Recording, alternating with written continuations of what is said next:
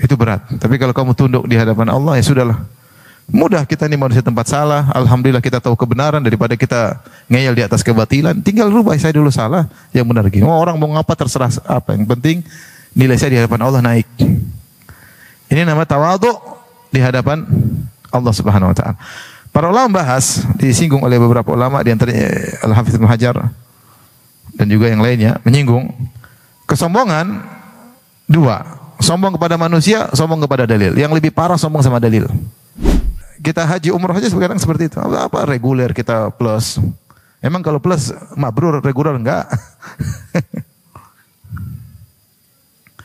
Kamu bintang berapa? Kita bintang sekian ya. Kadang-kadang jadi kebanggaan. Kadang jadi makan. Oh, kamu mau naik pesawat, saya bisnis kelas. Enggak usah. Itu apa yang mau? Itu kalau kamu bangga dengan bisnis kelas, bangga dengan hotel bintang 5. Jibril Radio, 24 jam nonstop, dengerin kajian tanpa ribet. Tawadhu adalah yaitu merendahkan diri, ya, tidak merasa diri tinggi, menghormati yang lain. Dan tawadhu ada dua. Yang pertama tawadhu kepada Allah Subhanahu wa taala dan kepada Rasulullah sallallahu alaihi wasallam, itu tawadhu kepada kebenaran. Jika datang kebenaran, maka kita terima dari manapun datangnya. Dan yang kedua, tawadhu terhadap makhluk, terhadap manusia, yaitu dengan tidak merendahkannya. Gampangannya, bahwasanya tawadhu itu lawan daripada kesombongan. Ya. Kalau sombong, Rasulullah SAW memberi definisi sombong, kata Nabi SAW, al-kibru batarul haq wa ghamtun nas. Sombong adalah menolak kebenaran, menolak al-haq, dan ghamtun nas, merendahkan manusia. Maka tawadhu lawannya. Berarti kalau tawadhu tunduk menerima kebenaran dan tidak merendahkan manusia. Allah Subhanahu wa taala menyebutkan di antara ciri-ciri penghuni surga adalah at-tawadhu, orang-orang yang tawadhu. Ketika Allah menyebutkan tentang ibadur rahman, kata Allah Subhanahu wa taala, wa ibadur rahmanil ladzina yamshuna 'alal ardi hauna wa idza khatabahumul jahiluna qalu salama. Yang ibadur rahman tersebut di akhir ayat Allah mengatakan ulaika yujzaunal ghurfata bima sabaru. Mereka itulah orang-orang yang mendapatkan ganjaran surga karena kesabaran mereka. Allah sebutkan sifat-sifat ibadur rahman banyak, dan sifat yang pertama Allah sebutkan adalah tawadhu. Kata Allah, alladzina yamshuna 'alal ardi hauna. Kalau berjalan di atas muka bumi dengan hauna, itu mutawadhiin. Tidak sombong, tidak angkuh. Gestur tubuhnya ketika berjalan menunjukkan dia tawadhu. Bahkan ketika diganggu oleh orang-orang jahil, ya wa idza khatabahumul jahiluna, ketika orang jahil mengganggu mereka dengan perkataan-perkataan yang konyol, qalu salama. Mereka tidak menggubris, mereka tidak naik kesombongannya untuk membalas, tapi mereka berkata qalu salama, yaitu mereka berpaling dengan tetap berusaha tidak membalas keburukan dengan keburukan. Kenapa? Karena tawadhu. Kita tahu kalau orang sombong diganggu sedikit ngamuk atau tidak? Ngamuk, karena dia merasa tinggi, tidak mau dikorek-korek, tidak mau diganggu eksisnya dia, karena dia merasa tinggi. Oleh karenanya diriwayatkan Aisyah berkata, takhuluna an afdhalil ibadat at-tawadhu. Kata Aisyah radhiyallahu anha, kalian lalai dari satu ibadah yang sangat agung, yaitu ibadah apa? Tawadhu. Tawadhu itu ibadah, ya. Tawadhu adalah ibadah, ya. Makanya dalam hadis Sahih Muslim Rasulullah SAW mengatakan, innallaha auha ilayya, ya, sungguhnya Allah telah mewahyukan kepadaku, an tawadhu, agar kalian tawadhu. La yabghi ahadun ala ahad wa la yakhfar ahadun ala ahad. Agar tidak seorang mendolimi yang lain, dan agar tidak seorang sombong di atas yang lainnya. Di antara dalil yang menunjukkan bahwasanya tawadhu adalah ibadah yang agung. Tadi pertama kita sudah sebutkan, dia adalah ciri pertama yang Allah sebutkan tentang para penghuni surga, yaitu tawadhu. Yang kedua, dia adalah lawan daripada kesombongan. Dan ini kita bisa mengetahui agungnya ibadah dari lawannya. Seperti syirik, dosa yang sangat besar. Sangat besar. Innallaha la yaghfiru ay yushraka bihi. Allah tidak mengampuni dosa kesyirikan. Inna syirka la dzulmun azim. Sungguhnya syirik adalah dosa yang paling besar. Dosa yang sangat besar. Maka dari situ kita tahu lawannya tauhid adalah ibadah yang sangat apa? Agung. Kenapa? Karena lawan daripada dosa yang sangat besar. Berarti tauhid pahalanya sangat besar. Contohnya lagi, durhaka kepada orang tua, dosa sangat besar. Ya. Rasulullah SAW mengatakan, ala unabbi'ukum bi akbaril kabair. Maukah aku kabarkan kepada kalian tentang dosa-dosa yang paling besar? Dosa-dosa terbesar di dosa-dosa besar. Dosa-dosa besar banyak, tapi dosa yang paling besar di antara dosa besar. Maka Rasulullah SAW berkata, al-isyraku billah, syirik kepada Allah. Kemudian yang kedua, uququl walidain, durhaka kepada orang tua. Berarti lawannya apa? Berbakti kepada orang tua. Berbakti kepada orang tua, pahalanya sangat besar karena lawan dari durhaka. Contoh lagi, mudah-mudahan ibu tidak tersinggung ya. Di antara dosa besar adalah tidak berterima kasih kepada suami. Nabi SAW bersabda dalam hadisnya, ya ma'syaron nisa tasaddaqna, wahai para wanita, bersedekahlah.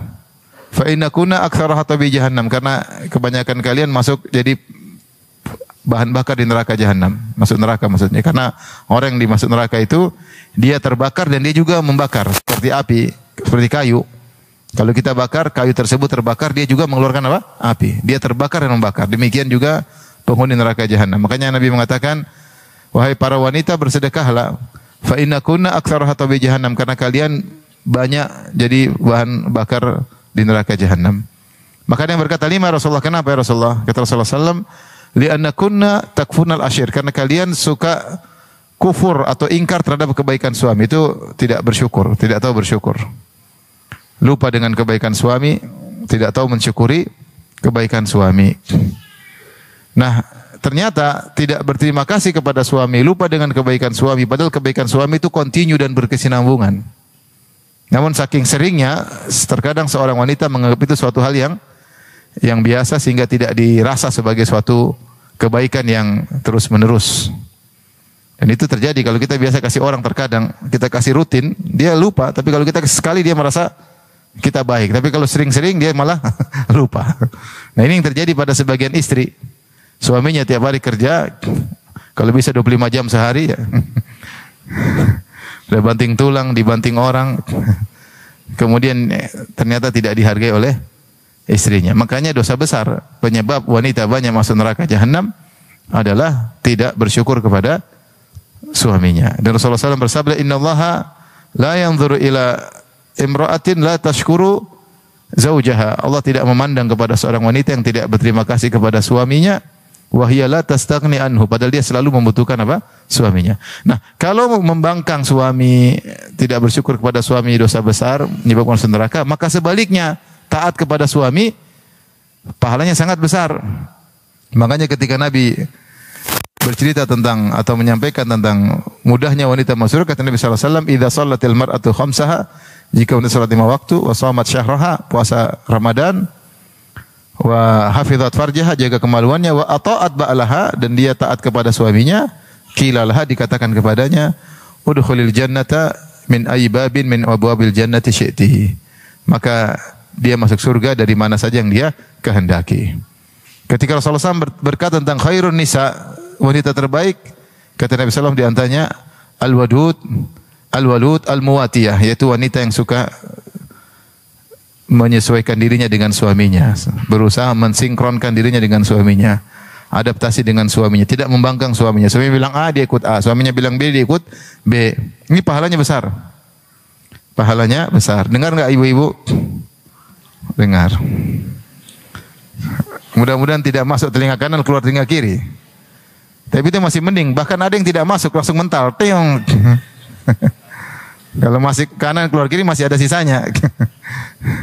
Al-muwatiyah, yang selalu menyesuaikan diri dengan suami, pahalanya besar. Cirinya bagaimana? Sang istri sering bilang, Abi maunya gimana? Abi maunya apa? Umi ikut aja. Itu ciri wanita yang apa? Yang mudah masuk surga. Bilang suaminya gimana ibu? Coba dihafal ibu. Abi maunya apa? Kok lari ke sini pembahasannya? Intinya saya ingin menyampaikan bahwasanya suatu ibadah diketahui pahalanya besar dengan melihat lawannya. Jika lawannya dosa besar, maka dia pahalanya besar. Itu berlaku dalam banyak hal. Tadi saya sebutkan beberapa contoh. Di antaranya adalah tawadhu. Tawadhu lawannya tadi apa? Sombong. Sombong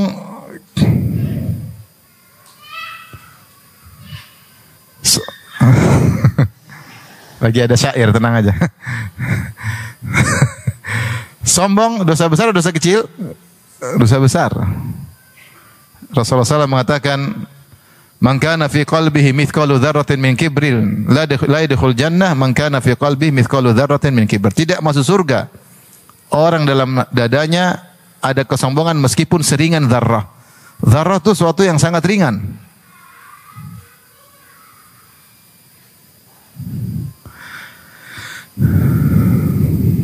Banyak penyair di sekitar sini ya. Baik. Jadi sombong itu ya meskipun sedikit, seringan dzarrah itu suatu hal yang sangat ringan, ternyata membuat seorang tidak masuk surga. Kenapa? Karena dia telah mengusik, orang yang sombong itu dia mengusik rububiyah Allah. Karena yang berhak sombong hanya Allah semata. Karena semua alam semesta milik siapa? Allah. Ya. Makanya dalam hadis qudsi Allah berfirman, "Al-kibriya'u ridai wal azamatu izari faman naza'ani fi wahidin minhuma qadhaftuhu finnar." Sungguhnya kesombongan adalah sarungku dan keagungan adalah selendangku. Siapa yang coba-coba mengusikku, ikut-ikutan, aku lempar dia di neraka jahanam. Jadi sombong ini dosa sangat besar. Sangat besar. Sombong dengan jabatan, sombong dengan ilmu, sombong dengan nasab, sombong dengan kegantengan, ketampanan, kecantikan, sombong dengan tas KW, sombong dengan sudah KW sombong lagi. Pokoknya sombong dosa besar. Nah, sedikit sombong bisa bikin masuk neraka jahanam. Nah, lawannya tawadhu. Berarti tawadhu pahalanya besar enggak? Besar pahalanya. Besar pahalanya. Oleh karenanya ketika Allah menyebutkan ciri ibadur rahman masuk surga, yang pertama Allah sebutkan alladzina yamshuna 'alal ardi hauna, yang berjalan dengan tawadhu. Dan itulah nasihat Luqman kepada putranya. Wala tusair khaddaka lin-nasi wala tamshi fil ardi maraha. Janganlah kau memalingkan wajahmu ketika berbicara sama orang lain, karena maling itu dia merendahkan. Kalau dia tidak merendahkan, dia pasti melihat. Kalau guru kita ngomong sama kita, kita kan pasti apa? Serius. Apalagi pejabat, apalagi presiden, apalagi raja. Tapi kapan kita orang ngomong kita sambil cuekin? Ketika kita tidak menghargai dia. Maka Luqman berkata, wala tusair khaddaka linnas. Jangan kau balikkan kepalamu, wajahmu ketika berbicara dengan manusia, karena itu sombong. Wala tamshi fil ardi maraha, dan jangan kau berjalan di atas muka bumi dengan kesombongan. Ya. Allah tidak suka orang yang sombong lagi angkuh. Nah, perintah untuk tidak memalingkan wajah ketika ngobrol sama orang berarti disuruh tawadhu, iya enggak? Berarti kalau ngobrol dengan menghormati orang yang sedang berbicara, berarti tawadhu. Perintah untuk tidak berjalan dengan kesombongan berarti suruh jalan dengan apa? Tawadhu. Dan inilah sifat Nabi SAW. Nabi adalah orang yang paling tawadhu. Dari segalanya, perkataannya, sifatnya, sikapnya, Nabi SAW yang sangat tawadhu. Bahkan ketika Nabi masuk menaklukkan kota Mekah, kalau mau sombong itu saatnya sombong. Gampangnya begini, Nabi diusir dari Mekah, berhijrah.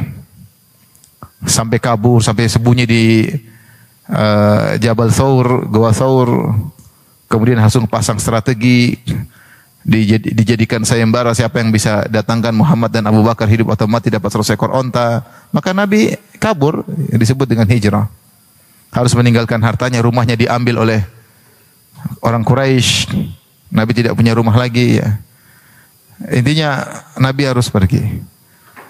Dalam kondisi susah ketika itu. 8 tahun kemudian Nabi balik ke Mekah untuk menaklukkan kota Mekah. Dengan bawa pasukan 10.000 orang. Kalau mau membumi hanguskan Quraisy habis ketika itu. Maksudnya kalau kita kalau mau sombong itu saatnya sombong. Mana yang dulu usir saya 8 tahun yang lalu? Sini kumpul semua. Rasulullah bawa pasukan 10.000. Tapi ternyata Rasulullah SAW ketika masuk di kota Mekah dengan penuh tawadhu. Bahkan disebutkan beliau menundukkan kepalanya sampai kepalanya hampir mendekati pelana onta karena saking tawadhu'nya. Tidak gagah-gagahan begini, enggak. Tapi dengan tawadhu, dengan berjalan sampai disebutkan beliau membaca firman Allah, kalau enggak idza jaa nasrullah al-fath atau inna fatahna laka fatan mubina. Salah satu dari dua ayat itu untuk menunjukkan bahwa ini semua dari Allah Subhanahu wa taala. Tidak ada kesombongan sama sekali. Kalau mau saatnya sombong, harusnya saatnya sombong. Tapi Nabi tidak sombong sama sekali. Nabi SAW kalau duduk sama para sahabat, bajunya sama. Bajunya sama, sehingga tidak tahu mana Nabi, mana yang lainnya. Sehingga kalau ada orang asing datang cari Nabi, mereka bingung, Muhammad yang mana? Karena penampilannya sama dengan yang lainnya. Oleh karenanya, para sahabat berkata, Rasulullah, kita buat tempat yang tinggi, semacam gundukan, kalau kau beri taklim, kau duduk di situ. Sehingga kalau ada orang asing datang, mereka tahu langsung Muhammad yang mana. Karena dia yang memberi materi, kemudian duduk di tempat yang tinggi. Sehingga para ulama mengatakan boleh seorang ustadz duduk di kursi, itu sunnah supaya bisa ketahuan mana ustadznya. Nanti antum yang dikira ustadz, jenggot antum lebih panjang daripada saya. Makanya kasih kursi biar tahu saya ustadznya, biar tahu loh. Maksud saya lihat Nabi SAW sampai tidak diketahui mana Nabi, mana yang lainnya. Kenapa? Karena penampilannya apa? Sama. Kenapa? Tawadhu. Bahkan saya sering sampaikan ketika Nabi SAW hijrah dari Mekah kota Madinah, maka banyak orang menyangka Abu Bakar adalah Nabi. Mereka ucapkan, karena mereka enggak pernah lihat Nabi. Mereka ucapkan salam kepada Abu Bakar. Nabi diam-diam aja. Nabi enggak bilang, gua bukan. Begitu sampai Nabi duduk, ternyata Nabi terkena matahari, Abu Bakar kemudian menaungi Nabi. Baru mereka tahu, oh Nabi yang ini rupanya, bukan yang tadi. Kenapa? Karena pakaiannya sama. Ketika ada seorang datang kepada Nabi, datang gemetar mengomong sama Nabi ketakutan. Kata Nabi, hawin ala nafsik, santai aja. Lastu bimalik, saya bukan raja. Tenang aja, enggak usah. Bukan, oh ya, enggak. Saya bilang, santai, saya bukan raja. Ya. Innama ana ibnu imra'atin, sungguhnya adalah seorang putra dari seorang wanita, takulul qadid, yang hanya makan qadid. Qadid itu apa namanya, daging yang dikeringkan. Maksudnya gampangannya seakan-akan Nabi berkata, seandainya orang Indonesia, santai aja, saya bukan raja, saya juga sama kamu, sama-sama makan nasi. Gampangannya gitu. Enggak usah, biasa aja. Ya. Jadi Rasulullah SAW tawadhu. Ketika Rasulullah SAW ditarik tangannya oleh seorang, lengannya ditarik oleh bajunya oleh seorang budak wanita yang agak terganggu, Rasulullah biarkan. Dia ingin Rasulullah biarkan. Dia ada keperluan, Rasulullah biarkan. Sampai ada seorang wanita datang ngobrol sama Nabi, ada gangguan di akalnya, Rasulullah SAW dengerin. Tawadhu'nya Nabi SAW. Ini orang ada gangguan, Rasulullah biarin. Rasulullah bukan orang tidak sibuk, super sibuk. Istrinya berapa? 9. Kita 1 aja sok sibuk. Sok sibuk. Ini 9 istrinya, belum ngurusin negara, belum ngurusin banyak hukum-hukum syariat, belum musuh-musuh yang siap mengintai untuk menyerang kota Madinah. Banyak urusan. Ada masalah, orang nanya kepada Nabi SAW. Tapi ketika ada wanita mau ngobrol sama dia dengan fi akliha syai', akalnya terganggu, Rasulullah SAW tetap melayaninya untuk ngobrol dengannya. Ya. Jadi kita ini masih harus banyak introspeksi diri, evaluasi. Ya. Baru bisa dikit-dikit sudah sombong, sudah angkuh, merasa orang penting, merasa hebat dan lain-lain. Manusia lemah, hati lemah. Kalau tidak dikontrol rusak. Ya. Tidak dikontrol apa? Rusak. Ya.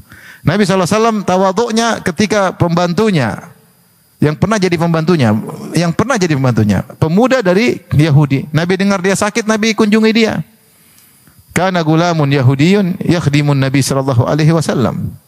Ada seorang pemuda Yahudi dulu berkhidmat jadi pembantu Nabi, dia sakit. Nabi datang jenguk. Nabi kepala negara jenguk suku Yahudi dari yang paling miskin, pembantu. Ini Yahudi yang dijenguk Nabi, orang termiskin mungkin, makanya jadi apa? Pembantu. Nabi datang, Nabi jenguk, Nabi dakwah, dia masuk Islam. Subhanallah. Maksud saya, gimana Rasulullah SAW kepala negara jenguk? Nabi jenguk Anas bin Malik. Anas bin Malik membantu Nabi SAW. Ketika Nabi datang ke Madinah, ibunya Anas, Ummu Sulaim datang, ya Rasulullah, ini Anas yakhdimuka, jadi pembantumu. Anas jadi pembantu selama 9 atau 10 tahun kepada Nabi. Dan Nabi sering ke rumahnya. Nabi sholat di rumah Anas, pembantunya dikunjungi. Sampai Anas punya adik, adik tiri dari pernikahan Ummu Sulaim dengan Abu Talha. Dia punya burung namanya Naghr, kemudian burungnya mati dan dia sedih. Dia sedih mikirin burungnya mati, sudah dirawat mungkin mati. Maka Nabi ngobrol sama si kecil ini.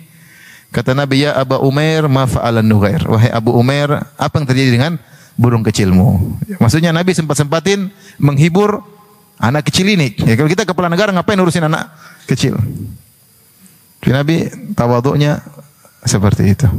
Nabi SAW kalau mau naik kuda terus, dia bisa naik kuda terus. Tapi Nabi seringnya naik himar. Karena naik onta. Tapi seringnya naik apa? Himar. Kendaraan yang paling murah ketika itu. Itu yang dinaiki oleh Nabi SAW. Mungkin bicara tawaduk Nabi sangat banyak ya. Tawaduk Nabi SAW sangat banyak. Oleh karenanya, seorang yang semakin berilmu seharusnya semakin tawaduk. Sebagaimana pepatah orang Indonesia, nasi apa beras semakin apa? Padi semakin berisi semakin merunduk. Semakin merunduk. Oleh karenanya, sebagaimana kesombongan terbagi menjadi dua, sombong terhadap kebenaran, ada dalil dia tolak, ya, dan sombong kepada manusia dengan merendahkan manusia, maka tawaduk pun demikian. Tawaduk ada dua, tawaduk terhadap al-haq, kebenaran, dan tawaduk terhadap kaum mukminin yang lainnya. Ya. Karena sebagian orang hanya mau tunduk kepada kebenaran jika sesuai dengan hawa nafsunya. Wa idza du'u ila Allahi wa rasulihi liyahkuma bainahum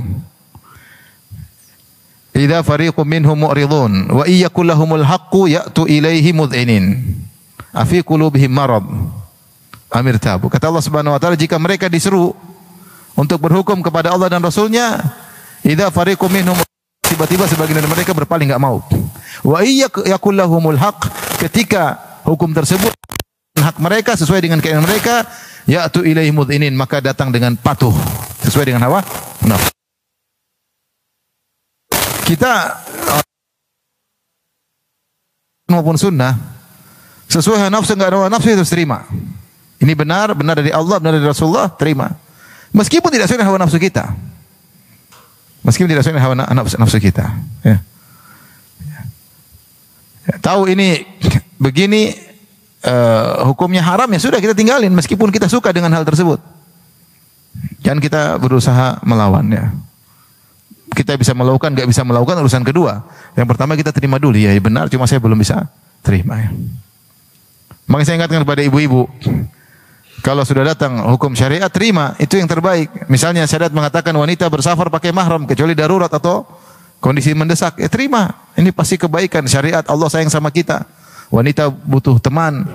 Kalau lagi capek butuh ada laki-laki yang menemani dia, yang membelikan barang buat dia, menurunkan barang dia sehingga dia dimuliakan ketika safar. Jangan pikir biaya, yang pikir biaya yang laki-laki. Tugas kamu menemani perempuan. Bukankah itu bentuk sayangnya syariat kepada wanita? Iya. Agar dia aman. Kemudian juga tidak ada laki yang mengganggu dia. Mungkin secara harta diri aman, tapi apakah harga diri juga aman? Belum tentu. Kalau dia sendirian mungkin ada yang ganggu.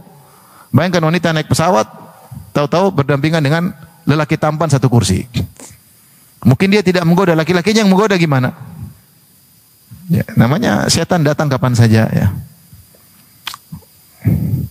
Oleh karenanya ketika syariat menyuruh wanita untuk bersafar dengan mahram, terima aja. Mau bisa laksanakan, enggak bisa langsung urusan kedua. Yang pertama, ya benar, itu benar, cuma saya belum bisa. Saya masih suka sering keluar-keluar. Ya, itu urusan belakangan. Yang penting kau terima itu syariat. Jangan kau berusaha tolak. Berusaha tolak. Seperti misalnya hukum waris. Hukum waris benar, mungkin tidak sesuai dengan keinginan wanita. Ya, kenapa laki-laki 2:1, anak laki-laki, anak perempuan 2:1? Kita bilang terima, karena tidaklah Allah menurunkan syariat kecuali itu yang terbaik. Kondisi laki-laki, kondisi wanita berbeda. Meskipun hati tidak kurang terima, tapi harus terima ini benar. Menyelisih hawa nafsu. Dan demikian ya. Ada sebagian orang ketika menyelisih hawa nafsu dia enggak mau terima. Oleh karenanya tawadhu di antaranya adalah tunduk kepada dalil. Kalau sudah datang dalil dia terima. Tawadhu model kedua adalah Layyinul janib, rendah kepada kaum mukminin yang lain, ya. Ya. Wakhfid janahaka lil mu'minin. Rendahkanlah sayapmu untuk orang-orang beriman. Ini orang beriman, apapun strata ekonominya dia beriman. Ya sudah, kita jangan sombong depan dia. Belum tentu pun kita lebih baik daripada dia. Banyak seorang salaf mengatakan, engkau tawadhu, ya. Yaitu antakhruja minal bait walam talqa ahadan illa wa tadhun annahu khairun minka. Namanya tawadhu, engkau keluar dari rumahmu dan engkau tidak bertemu dengan seorang mukmin pun kecuali menyangka dia lebih baik daripada dirimu. Itu namanya tawadhu. Kenapa? Karena bisa jadi dia punya amal soleh yang kita tidak tahu. Bahkan meskipun zahirnya, misalnya kita lebih berilmu, kita lebih sering ke masjid, mungkin dia kurang berilmu, dia kurang ke masjid. Tapi belum tentu kau lebih besar, lebih baik daripada dia. Kenapa? Yang kau bisa nilai cuma amalan zahir, amalan batin belum tentu kau lebih hebat daripada dia. Belum tentu. Amalan zahir pun belum tentu. Ada amal-amal tersembunyi yang dia lakukan mungkin. Mungkin dia berbakti sama orang tuanya, mungkin dia berbakti sama, mungkin dia sayang sama istrinya, kau tidak lihat. Sementara kau mungkin rajin ke masjid, tapi ternyata kurang berbakti sama orang tua. Sementara kau yang sering ke masjid, tapi suka nyakitin hati istri, kau nggak tahu. Ya. Kau nggak tahu. Amalan hati kita nggak tahu. Saya sering sampaikan, kita mungkin punya pembantu, kita mungkin merendahkan, tapi bisa jadi lebih tinggi di sisi Allah daripada kita. Buktinya apa? Dia kerja, gajinya 100% buat ibunya. Banyak pembantu seperti itu. Dia kerja, gajinya 100% buat siapa? Ibunya. Kita gaji uang banyak, 1% pun belum tentu kasih ibu. Mau 1% pun masih dikoteng jadi 0,5%. Terus kita mau merasa lebih hebat daripada dia. Dia kerja keras, 100% hasilnya buat orang tuanya. Dan banyak pembantu seperti itu. Bagaimana kita merendahkan para pembantu? Sebagian pembantu, subhanallah, saya tahu kerja di Arab Saudi. 100% gajinya kirim ke keluarganya, kirim buat suaminya. Suaminya sini selingkuh, kurang ajar suaminya. Tapi dia kerja 100% buat apa? Suaminya. Karena saya menangani beberapa masalah, semua gaji kirim. Bagaimana seorang wanita berkorban untuk apa? Keluarganya. Ini apa? Ini orang sederhana, ini bukan orang sederhana, ini orang hebat. Yang kita belum tentu bisa seperti dia. Oleh karenanya, tidak usah kita merasa tinggi. Taib, saya lebih berilmu dari dia misalnya. Taib, dia tidak berilmu, mungkin kita lebih berilmu. Apakah kau sudah mengamalkan? Kan belum tentu. Bukankah ilmu semakin banyak tidak kau amalkan akan jadi bumerang bagimu? Bagaimana kau merasa lebih baik daripada dia? Dia mungkin ilmu sedikit tapi dia amalkan. Kau ilmu sagudang-gudang, seabrak-abrak, buku banyak-banyak belum tentu kau amalkan. Kau tidak amalkan, semakin banyak beban yang akan menghantamu pada hari kiamat kelak. Nabi bersabda, Al-Qur'anu hujjatun lak au alaik. Al-Quran itu akan membelamu atau akan menjadi bumerang menyerangmu kalau kau tidak amalkan. Jadi kita tidak usah merasa tinggi dari seseorang karena tidak ada barometer. Kita ketemu langsung ada level ternak. Oh, kecil. Level saya tinggi. Level nggak ada. Ya, sesuatu yang gaib. Sesuatu yang gaib. Bisa jadi kita ketemu orang, mungkin dia ada maksiat, tapi ternyata amal soleh dia banyak yang menutupi maksiat tersebut. Saya pernah dengar kisah seorang syekh, dia cerita ada orang bermimpi disebut dengan 3 kali nama Fulan bin Fulan, Fulan bin Fulan. Dia penasaran.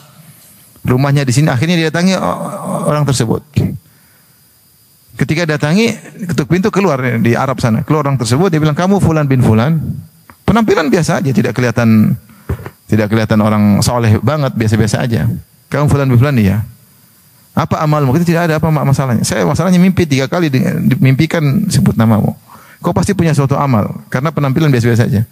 Jadi sebut, saya kalau dapat gaji, saya lupa apa 50% saya kasih tetangga yang janda atau tetangga yang susah. Dia setiap dapat gajian dia potong kasih orang lain, orang tidak ada yang tahu. Karenanya tidak perlu kita merasa lebih hebat dari orang lain. Karena tidak ada barometer yang menunjukkan akan hal tersebut. Amal yang zahir pun belum tentu kita diterima, apalagi amal batin yang kita tidak tahu bagaimana batin orang tersebut. Bukankah Nabi mengabarkan ada orang masuk surga gara-gara tidak hasad sama orang? Kita mungkin sudah punya harta tapi masih hasad sama orang. Dia tidak punya apa-apa, tidak hasad. Terus kita bila lebih afdal daripada dia, nggak ada yang tahu. Ada lagi sebagian salaf mengatakan, jangan kau merasa lebih tinggi dari orang lain. Kalau kau ketemu, dia bilang, kalau saya ketemu orang lebih tua dari saya, umurnya lebih panjang, saya berkata, dia sudah lebih beribadah duluan daripada saya. Tentu pahalanya lebih banyak. Ibadah dia banyak. Dia sholat lebih banyak, Dia berbakti sama orang tua lebih dahulu, dia ngurus anak istri lebih dahulu, dia diuji dengan berbagai ujian dan dia sabar menghadapinya sudah lebih dulu. Mungkin pernah Allah kasih ujian macam-macam dan dia kuat menghadapinya. Apalagi orang tua kita dulu diuji kuat mereka. Kalau sekarang memble-memble semua, diuji sedikit sudah memble. Dulu Masya Allah orang tua-tua kita kalau diuji luar biasa. Mereka sabar, mereka tegar. Ada ibu ditinggal oleh suaminya, dia tegar ngurusi anak-anaknya. Luar biasa kalau kita lihat orang dahulu. Apa mereka tidak punya pahala? Pahala mereka besar. Mereka lebih tua, mereka lebih dahulu beribadah. Lebih banyak diuji oleh Allah Subhanahu wa taala. Ya, jadi ngapain kita merasa lebih tinggi daripada dia? Bayangkan dia sudah keriput, sudah rambut putih, betapa banyak usaha yang dilakukan untuk ngurus anak-anaknya, untuk ngurus cucu-cucunya, pahalanya banyak. Kalau kita ketemu orang lebih muda dari kita, jangan juga sombong. Kita bilang dosa kita lebih banyak daripada dia. Dia baru lahir, dosanya baru sedikit. Baru sedang mengumpulkan dosa. Kita sudah ngumpulin sudah lama. Sudah masuk dalam berbagai macam pintu, masuk keluar. Allah musta'an. Kalau disidang sama Allah bingung, dihisab bingung. Coba kita renungkan, kita ini sudah masuk pintu maksiat, keluar lagi, masuk lagi, keluar lagi, masuk lagi, keluar lagi. Dia masih kecil, baru masuk beberapa pintu. Kita sudah puluhan pintu maksiat yang sudah kita masukin. Semoga Allah mengampuni kita semua. Oleh karenanya tidak perlu merasa tinggi daripada orang lain. Ya. Jadi ini tawadhu dua, tunduk kepada dalil, rendah diri kepada manusia yang lain. Itu ibadah yang agung. Syekh Utsaimin menyebutkan di antara bentuk orang tidak tawadhu kepada dalil. Misalnya dia pernah, ini misalnya dai atau ulama, dia sudah berfatwa misalnya suatu hukum, dia bilang hukumnya begini, atau dia sempat melontarkan pernyataan sesuatu pernyataan. Setelah itu setelah dia belajar ternyata salah. Ketika dia salah, dia tidak mau merevisi apa yang sudah dia sampaikan, dia takut kedudukannya rendah. Maka dia bertahan dengan apa yang sudah dia lontarkan dahulu berupa fatwa atau pendapat atau statement. Ini orang sombong. Dia tidak mau tunduk kepada ayat-ayat Allah, tidak mau tunduk kepada sunnah Nabi SAW. Padahal dia tahu dia salah. Tapi egonya tidak mau jatuh di hadapan manusia, membuat dia bertahan keras kepala. Padahal dia tahu dia salah. Seorang yang tawadhu, namanya manusia tempat melakukan kesalahan. Tidak ada yang maksum. Kalau tahu salah, maka dia berubah. Dia mengatakan saya salah. Saya merubah pendapat saya. Jadi itu tidak mudah. Tidak mudah.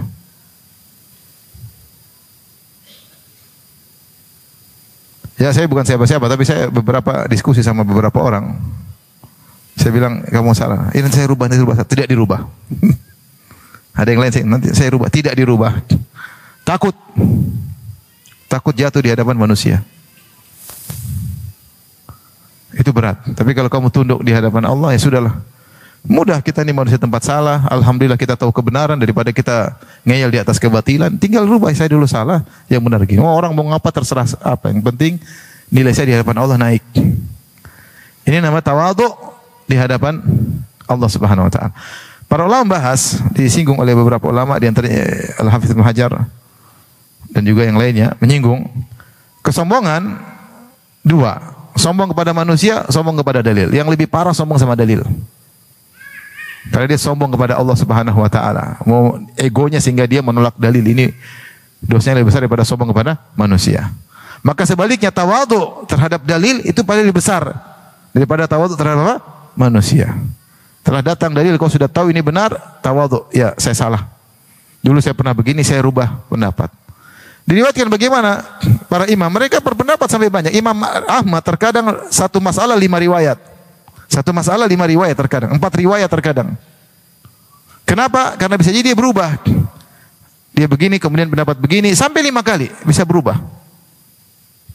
Imam Syafi'i terkenal punya qaulul qadim, qaul jadid. Ketika beliau sedang di Irak, beliau punya fatwa-fatwa disebut qaulul qadim, pendapat lama. Ketika beliau pergi ke Mesir, banyak perubahan, namanya qaul jadid, pendapat baru. Beliau tidak ragu untuk merubah banyak pendapatnya kepada pendapat yang baru, tidak ragu-ragu. Tidak sombong, enggak saya sudah pernah gini, saya tidak akan berubah, enggak, bertahan, enggak. Ya. Abu Hanifah pernah menegur Abu Yusuf Ya'qub. Wahai Abu Yusuf, jangan kau tulis semua yang kau dengar dariku. Bisa jadi hari ini aku ngomong begini, besok saya rubah. Jadi saya rubah. Kenapa dia rubah? Karena ada kebenaran yang datang yang baru dia tahu. Maka seorang tidak usah ngeyel, tawadhu kepada dalil. Jika telah datang dalil dan dia tahu itu benar, maka tawadhu. Saya salah. Apa susahnya bilang saya pernah salah? Iya, saya. Manusia punya kesalahan. Jangan sampai gara-gara dia ingin menjaga eksistensinya di hadapan followersnya atau audiensnya atau tetangganya, kemudian dia bertahan dengan kebatilan yang dia tahu jelas-jelas apa? Salah. Taib Al-Imam Al-Bukhari rahimahullahu taala membawakan dua hadis. Hadis yang pertama, beliau berkata, qala haddatsana, qala rahimahullah, qala haddatsana Malik bin Ismail, qala haddatsana Zuhair, qala haddatsana Humaid an Anas radhiyallahu anhu, qala kana an-nabi sallallahu alaihi wasallam, kana lin-nabi sallallahu alaihi wasallam naqah. Nabi punya onta, tahwil. Kemudian Imam Bukhari membawakan jalan yang lain. Qala wa haddatsani Muhammad wa qala akhbarana Al-Fazari wa Abu Khalid Al-Ahmar an Humaid At-Tawil an Anas. Itu dua jalur hadis dari Anas, semuanya di Imam Bukhari. Dua jalur menuju Anas bin Malik. Qala Anas berkata, kanat naqatun li Rasulillah sallallahu alaihi wasallam tusamma al-adba. Nabi punya seekor onta namanya al-adba. Wa kanat la tusbaq.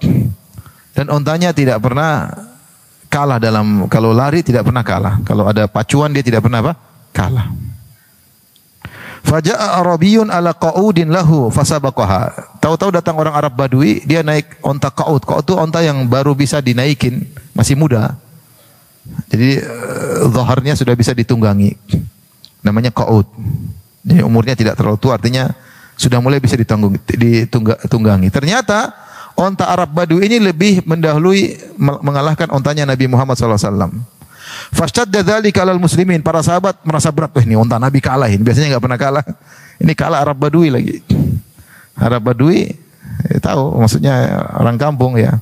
Arab kampungan ya. Makanya Arab ada dua, ada Arabi, Arab kota, ada Arabi, Arab Badui. Kalau antum enggak tahu jenis yang mana ya. Arab maklum.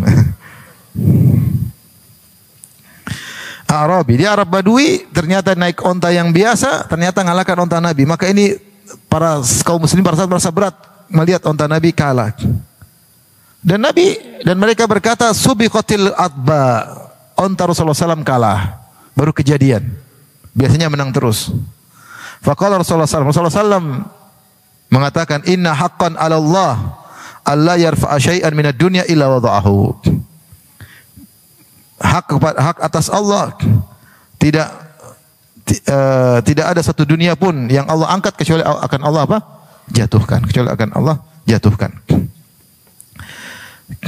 Jadi onta menang kalah ya. Itu urusan dunia, urusan apa? Dunia ya.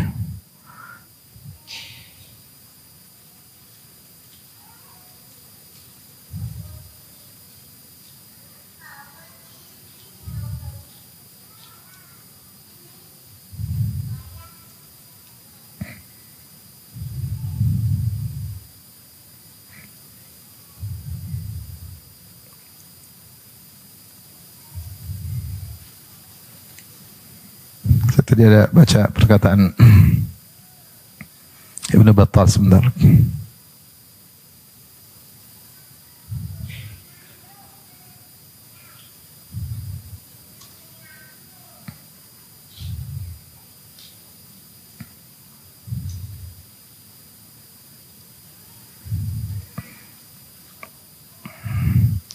Kata Ibnu Battal rahimahullahu taala, dia punya syarah Sahih Al-Bukhari yang sering dinukil oleh Ibnu Hajar dalam Fathul Bari. Ibnu Battal wafat 449 Hijriyah, itu ulama abad kelima. Dia pernah mensyarah Sahih Al-Bukhari dan dia berkata ketika mengomentari hadis ini, beliau berkata, "Fanabbaha bidzalik ummatahu." Rasulullah SAW ketika mengatakan, "Inna haqqan 'ala Allahi alla yarfa'a syai'an minad dunya illa wada'ahu." Merupakan hak Allah, tidaklah Allah mengangkat sesuatu dari perkara dunia kecuali Allah akan jatuhkan. Fanabbaha bidzalik ummatahu. Rasulullah mengingatkan kepada umatnya dengan perkataan beliau tersebut, ala tarkil mubahat wal fakhr bi mata'id dunya. agar meninggalkan bangga-banggaan, sombong-sombongan dengan perkara-perkara dunia.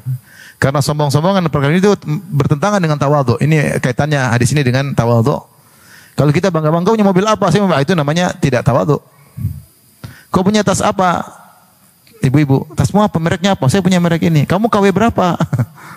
Kamu KW 7, saya KW 1. Sama ya, sama-sama KW sombong-sombongan. Ini ini tidak tawadhu. Semua, termasuk mungkin kita lagi umrah. Kamu hotel mana? Bintang berapa? Bintang 7. Mau apa? Jadi ada, itu kan bukan urusan akhirat. Hotel bintang-bintang, paham nggak? Kapan kita bangga dengan sekitar bintang ini, itu berarti tidak tawadhu. Padahal onta Nabi bisa digunakan jihad nggak? Bisa. Kenapa dibolehkan lomba onta, lomba kuda? Karena dua hewan ini bisa digunakan untuk apa? Jihad. Dan saya perlu ingatkan bahwasanya sebenarnya mengatakan sunnah seperti pendapat Syekh bin Baz. Ketika ditanya apakah naik kuda sunnah, kata beliau naik kuda sunnah jika diniatkan untuk jihad fisabilillah. Tapi kalau nggak ada jihad ya cuma perkara mubah ya. Maksudnya jangan sampai nekat-nekat beli kuda mahal-mahal. Sudah beli mahal-mahal katanya sunnah. Padahal enggak, kalau enggak untuk jihad tidak sunnah. Itu dia sunnah ketika digunakan untuk apa? Jihad fisabilillah. Karena nekat beli kuda. Tapi itu bangga kuda saya sekian. Karena kuda itu biayanya mahal. Sebulan bisa puluhan juta kalau nggak salah katanya ya. Jadi mau saya onta Nabi itu diperlombakan boleh. Makanya ada lomba balap onta, ada lomba balap pacuan kuda. Yang tidak ada pacuan kambing belum ada, sampai apalagi pacuan ayam. Itu pun kalau Nabi ontanya kalau Nabi tidak apa-apa. Nabi bilang tidaklah karena ini duniawi. Tidaklah Allah mengangkat haqqan 'ala Allah in haqqan 'ala Allah alla yarfa'a syai'an minad dunya illa wada'ahu. Tidak ada perkara ini Allah angkat kecuali Allah jatuhkan.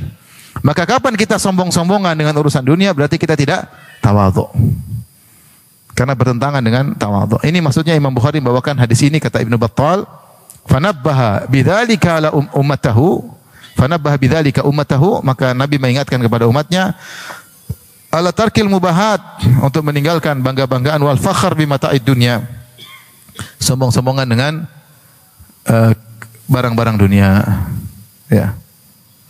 Kemudian beliau berkata fa haqqun ala kulli dhi aqlin az-zuhdu fi wa anna ma kana inda Allah fi manzilati dha'ah fa haqqun ala kulli dhi aqlin az-zuhdu fihi wa qillatil munafasati fi talabihi.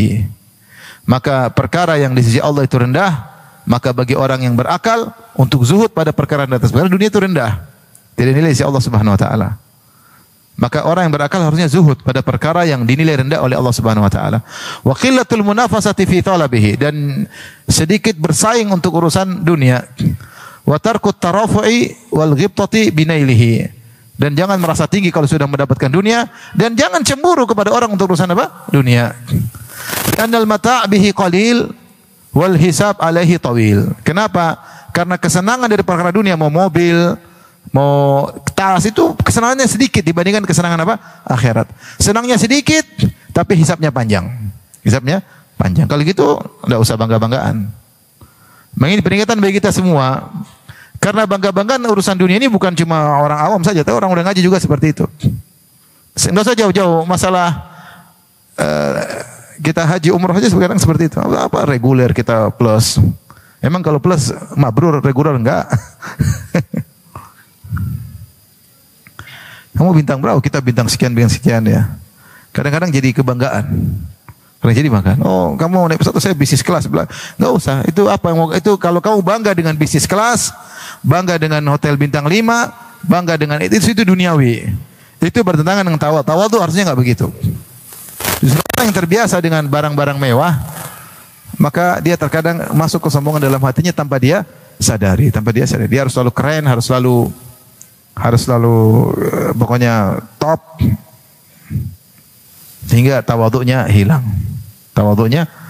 Maka waspada, terutama ibu-ibu yang kadang bangga-banggaan di medsos, dibikin status di mana, di WA ya. Jangan, itu duniawi ya. Enggak boleh.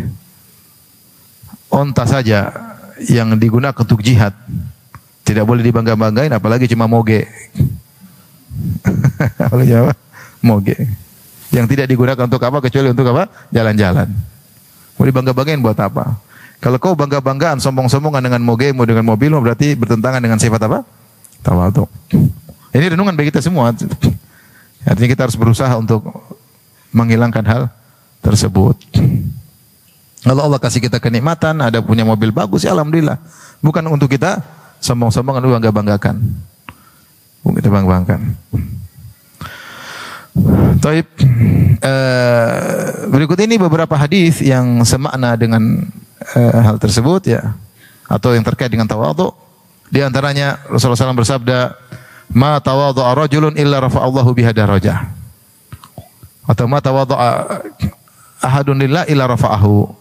Tidak seorang pun yang tawadhu karena Allah kecuali Allah angkat derajatnya. Ingat, ada perkataan tawadhu karena Allah. Karena tawadhu terkadang bukan karena Allah tapi pencitraan. Pakai mobil butut, pakai sepeda butut, tapi di shooting ya. Inilah Bapak Fulan sederhana dalam kehidupannya, tapi banyak tukang shootingnya banyak. Biaya bayar shootingnya lebih besar daripada harga sepedanya. Ya, timnya untuk pencitraan banyak. Tawadhu ibadah. Kalau ibadah harus karena Allah. Tidak usahlah kita lebay-lebay. Ya, kita berusaha tawadhu tapi jangan lebay, dan karena kita mencari muka ke hadapan Allah, bukan mencari muka pada manusia ya. Sengaja kelihatan tawadhu, sehingga kelihatan ini, kelihatan di shooting, di publish, sehingga, dan kalau kita ada orang bikin gitu kita tegur, jangan gitu-gitukan saya ya. Kalau orang mau personal branding kita bilang tegur, ngapain kau bikin saya ini siapa? Mau jadi personal branding Nabi SAW, bukan saya. Para sahabat, kita ini siapa mau di brandingkan personal kita? Kita masih banyak kekurangan, masih banyak kesana, urusan rumah tangga belum tuh beres, urusan ibadah belum tuh beres, ngapain di branding-brandingkan? Kalau mau branding, Nabi dan para sahabatnya, orang tidak tahu kita kenalkan, lalu kita ini siapa? Mau gaya naik inilah, mau gaya tawadhu inilah, enggak usah lah. Itu Nabi dan para sahabat. Dan kita jangan senang kalau orang gitu-gituin kita tegur. Enggak usah lah gitu lah. Taib, hadis berikutnya disebut dengan hadisul wali, hadis yang kedua.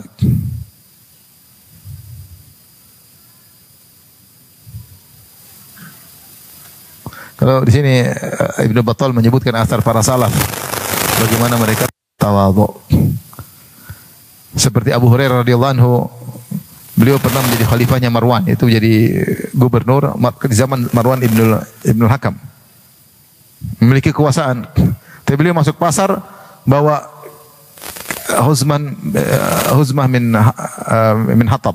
Dia bawa kayu bakar, dia ikat, dia pikul, dia masuk ke pasar. Dia masuk ke pasar. Subhanallah, tawadhu. Untuk menundukkan dirinya. Umar bin Khattab radhiyallahu anhu, kata Tariq bin Syihab, "Lamma qadima Umar Syam." Ya. Uridat lahu makhadah. Itu di depan dia ada semacam becek atau yang ada genangan air. Umar mau lewat. Dan Umar ingin menaklukkan Syam karena ketika itu orang Nasrani bilang tidak akan menyerahkan Baitul Maqdis kecuali yang datang siapa? Umar. Ini datang mau menang nih. Datang mau menaklukkan Baitul Maqdis. Maka ketika dia jalan tiba-tiba ada semacam genangan air. Fanazala an ba'irihi wa naza khuffaihi. Maka Umar turun dari ontanya dan dia lepas dua khufnya. Fa amsakahuma biyadihi. Kemudian dia pegang dua khufnya.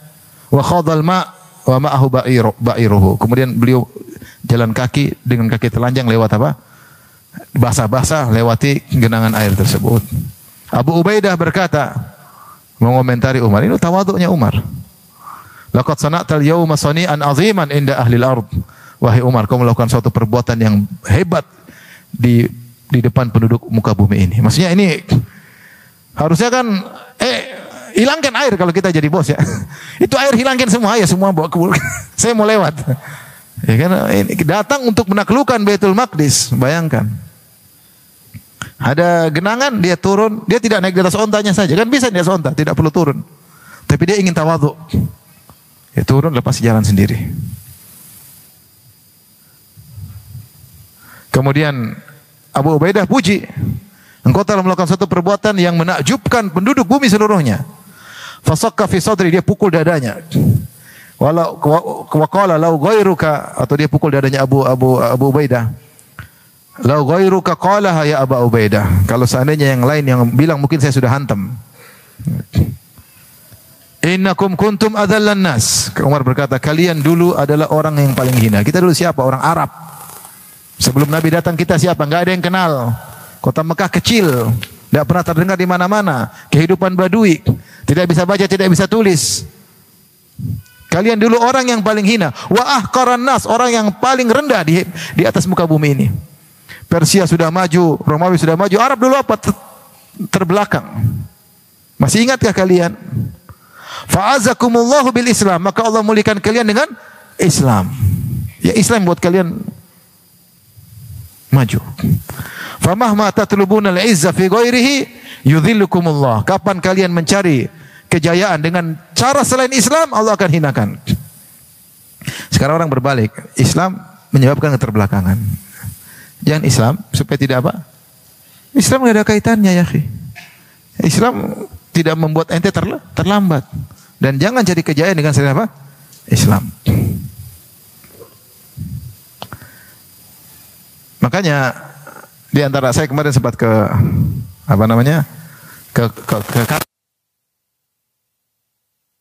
ada sebagian ikhwan sana bilang, ini Qatar ini kata Ustaz, bosnya negara Islami tapi bisa maju. Maksudnya Islam tidak bertentangan dengan apa?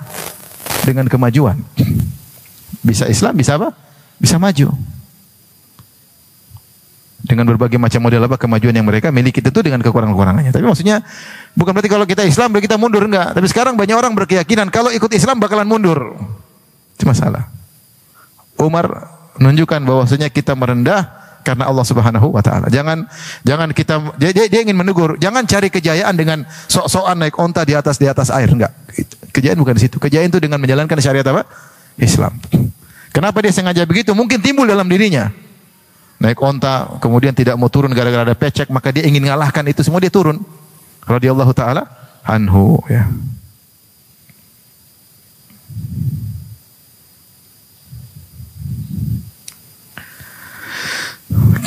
Kemudian tadi Abu Hurairah radhiyallahu anhu bawa kayu bakar kemudian jalan, ya. Abdullah bin Salam radhiyallahu anhu annahu kharaja min ha'id lahu huzmati hatabin yahmiluha faqila lahu. Abdullah bin Salam keluar, dia bawa mikul kayu bakar. Kemudian dikatakan kepadanya, laqad kana fi waladika wa abidika man yakfika hadza. Maka ada yang berkata kepada dia, enggak perlu kok Anda begini wahai Abdullah bin Salam, sahabat yang tadinya Yahudi masuk Islam. Anakmu bisa angkatin, budak-budakmu kau juga punya kayu bakar. Maka dia berkata, aratu an ujarriba qalbi hadza hal yunkiru hadza. Saya ingin coba hatiku. Apa kalau saya naik bawa ini saya merasa angkuh, merasa enggak pantas. Dia ingin coba. Cobalah saya bawa ini. Lihat hatiku ada berubah enggak dengan kenikmatan yang Allah berikan padaku. Ya, kadang-kadang hati kita berubah tanpa kita sadari. Kayak mau tahu-tahu ada kondisi harus tidur di lantai, kayaknya enggak pantas saya seperti ini. Kayak tiba-tiba ada hati sudah mulai berubah. Dia ingin coba hatinya. Ini salaf, subhanallah. Demikian Salim bin Abdullah rahimahullah, annahu kana yakhruju ila suq fayashtari hawaija nafsihi. Salim bin Abdullah keluar beli barang sendiri, beli sendiri, ya. Tidak harus selalu seorang, terkadang dia harus keluar sendiri. Ingin hatinya tidak apa? Tidak berubah. Dan ketenaran, harta, jabatan sangat mudah merubah hati apa? Seseorang. Dia merasa dirinya sudah jadi alien, makhluk lain. Setelah memiliki apa? Ketenaran, setelah memiliki banyak followers, setelah memiliki jabatan, setelah semua mandang melihatnya, setelah banyak orang yang tunduk kepadanya, hatinya bisa berubah dan sangat mungkin berubah. Wa kana Rabi' bin Khuthaim yukannisul hush bi nafsihi. Rabi' bin Khuthaim dia nyapu-nyapu di rumahnya sendiri. Faqila lahu innaka tukfa hadza. Kenapa kau nyawa? Masih banyak orang dulu bisa sabu-sabu. Kata dia, uhibbu an akhudha nasibi minal mihnah. Saya ingin dia mengambil bagianku untuk ngurusin rumah. Sebenarnya Nabi SAW kana fi mihnati ahlihi. Rasulullah SAW dulu membantu istrinya. Kata Ibnu Battal, walau taqaffayna tawadhu'ahum radhiyallahu anhum la tala bihil kitab. Kalau kita mau kumpulkan tentang bagaimana tawadhu para salaf, para sahabat, para tabi'in, maka terlalu banyak yang harus kita tulis. Ini semua kata beliau, wa fi ma dzakarnahu dalilun ala ma tarakna insyaallah. Apa yang kami sebutkan secuil ini sudah mewakili yang begitu. Maka seorang berusaha tawadhu hatinya, ya. Jangan nolak dalil dari Allah Subhanahu wa taala. Dan jangan merendahkan orang. Cek hati. Betapa banyak orang sudah terkenal, dia lupa dengan teman-teman lamanya, dia lupa dengan kebaikan kawan-kawannya. Dah berubah. Kadang pura-pura tidak kenal. Saya punya kawan cerita, Ustaz, saya punya teman, dulu dekat sama saya seperti kakak adik, kemana-mana selalu ini, qadarullah jadi pejabat. Setelah itu dia kayak nggak kenal saya. Kalau ketemu kenal. Bertahun sampai 4 tahun, 5 tahun, akhirnya dia selesai. Begitu selesai, entah hari minggu dia selesai, dia WA saya. Gimana Kak kabarnya? Subhanallah. Jadi kemana aja lu dalam hati ya. Nanti bisa berubah. Ketika saya tidak punya apa-apa, dia mulai cari-cari pertolongan sama teman-teman yang lebih baik sama dia. Hati-hati ikhwan, hati ini bisa apa? Bisa berubah. Jadi ibu kalau beli tas baru coba cek hatinya. Kalau pakai tas lama gimana rasanya? Kayaknya rendah, hati sudah berubah. Kalau tas lama juga oke, tas baru juga oke, berarti masih bertahan. Tapi saya rasa sampai sini aja dulu karena hadis yang kedua juga panjang, hadisul wali. Insyaallah kita lanjutkan pada habis sajian insyaallah taala. Tapi demikian saja kajian kita, insyaallah kita lanjutkan kesempatan yang lain. Subhanakallah bihamdik asyhadu an la ilaha illa anta astaghfiruka wa atubu ilaik. Assalamualaikum warahmatullahi wabarakatuh. Jibril Radio 24 jam nonstop dengerin kajian tanpa ribet.